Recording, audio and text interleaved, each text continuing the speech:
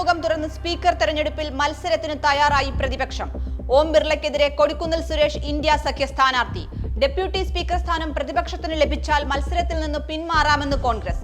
കൊടിക്കുന്നിലിനെ തീരുമാനിച്ചതിൽ India സഖ്യത്തിൽ ഭിന്നത. കൂടിയാലോചനകൾ ഉണ്ടായില്ലെന്ന് TMCയും NCP Sarath Pawar വിഭാഗവും.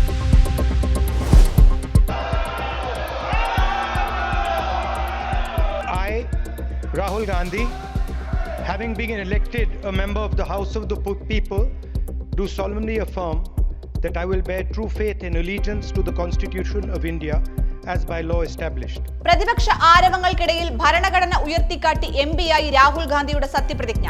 അകമ്പടിയായി ജോഡോ ജോഡോ ഭാരത് ജോഡോ മുദ്രാവാക്യം. സത്യപ്രതിജ്ഞയ്ക്ക് ശേഷം BJP MP ഛത്രപാൽ സിംഗ് ജയ് ഹിന്ദുരാഷ്ട്രമെന്ന് വിളിച്ചതിനും അസദുദ്ദീൻ ഒവൈസി ജയ് പലസ്തീൻ എന്ന മുദ്രാവാക്യം മുഴക്കിയതിലും സഭയിൽ ബഹളം. മലബാറിലെ +1 സീറ്റ് പ്രതിസന്ധിയിൽ വിദ്യാർത്ഥി സംഘടനകൾക്ക് മുന്നിൽ സർക്കാർ മുട്ടുമടക്കി. മലപ്പുറത്ത് 7478 സീറ്റിന്റെയും പാലക്കാട് 1757 സീറ്റിന്റെയും കുറവുണ്ടെന്ന് തുറന്ന് സമ്മതിച്ചു വിദ്യാഭ്യാസ മന്ത്രി. പ്രതിസന്ധി പരിഹരിക്കാൻ അധിക ബാച്ച് അനുവദിക്കും. തുടർ നടപടികൾക്കായി 2 അംഗ സമിതിയെ നിയോഗിച്ചു. അടുത്ത മാസം 5 വരെ സമരം നിർത്തിവെച്ച് പ്രതിപക്ഷ വിദ്യാർത്ഥി സംഘടനകൾ.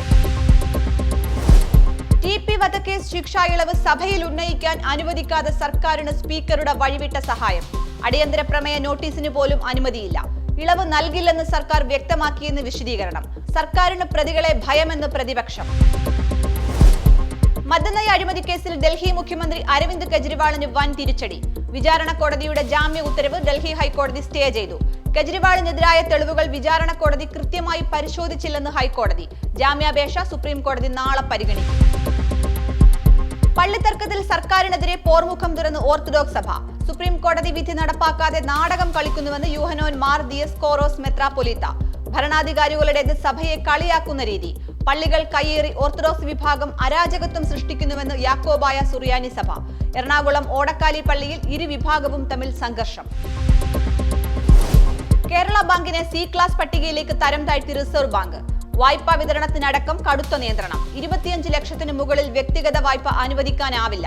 ഭരണസമിതിയിൽ പ്രൊഫഷണലുകൾ ഇല്ലാത്തതും നിഷ്ക്രിയ ആസ്തി 11% മുകളിൽ പോയതും പ്രതികൂലമായി.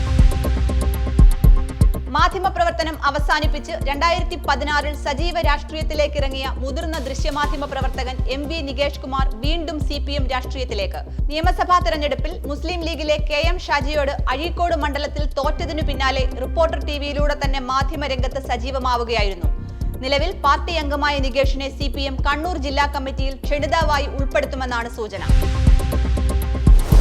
മുഖ്യമന്ത്രിയെ പരോക്ഷമായി വിമർശിച്ച് CPI സംസ്ഥാന സെക്രട്ടറി ബിനോയ് വിശ്വം. ഭാഷാ പ്രയോഗത്തിലും രീതികളിലും കമ്മ്യൂണിസ്റ്റ് സമീപനം പാലിക്കണം. CPI ഇടതുമുന്നണിയിൽ നിന്ന് പുറത്തു വരണമെന്നും പിണറായി വിജയൻ ഇടതുപക്ഷത്തിന്റെ അന്തകനാകുമെന്നും RSP സംസ്ഥാന സെക്രട്ടറി ഷിബു ബേബി ജോൺ. ചാരവൃത്തി കേസിൽ വിക്കിലീക്സ് സ്ഥാപകൻ ജൂലിയൻ അസാഞ്ച് ജയിൽ മോചിതൻ. അമേരിക്കൻ അനുമതിയോടെ വിട്ടയച്ച് ബ്രിട്ടൻ. മോചനം 5 വർഷത്തിനു ശേഷം. അസാഞ്ച് ഓസ്ട്രേലിയയിലേക്ക് മടങ്ങിയതായി വിക്കിലീക്സ്.